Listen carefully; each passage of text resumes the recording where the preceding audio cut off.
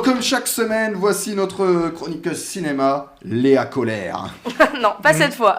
En tout cas, pas envers le film. Alors, vous l'aurez compris, Léa nous parle de Annie Colère en salle depuis mercredi. Alors de quoi il s'agit, Léa? Alors, on est début 74, soit un an avant la loi Veil sur l'IVG, l'interruption volontaire de grossesse, et Annie a déjà 2 grands-enfants. Son mari et elle sont d'accord, les bébés, c'est fini.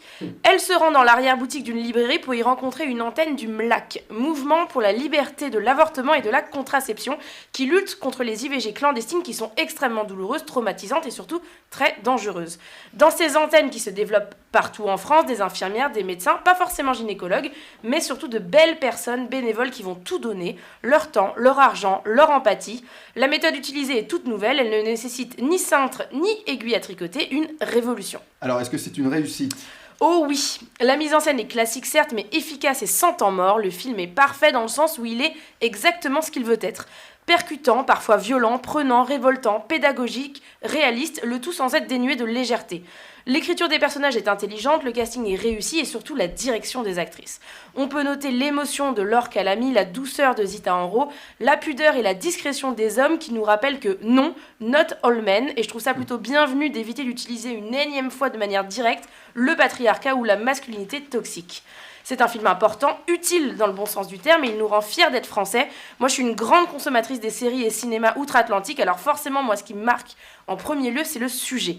S'il y a bien un truc qui m'agace dans les œuvres américaines, c'est le tabou presque pathologique de l'IVG. Ça me rend dingue devant mon écran. Dans toutes les séries, il y a une gamine qui tombe enceinte, et 99 fois sur 100, l'avortement n'est même pas une option, c'en est presque du négationnisme. Bien sûr, il y a des exceptions, comme dans le drama This Is Us, qui brille par sa modernité, ou encore dans Grey's Anatomy, qui traite le sujet frontalement dans un des derniers épisodes diffusés.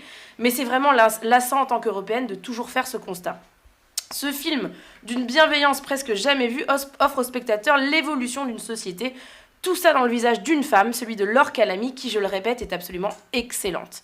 On pense que c'est un vieux combat, en tout cas en France, mais dans le 3e acte, on se rend compte que non, que la loi Veil n'est qu'une bataille de gagner et pas la guerre. Alors c'est quoi la guerre?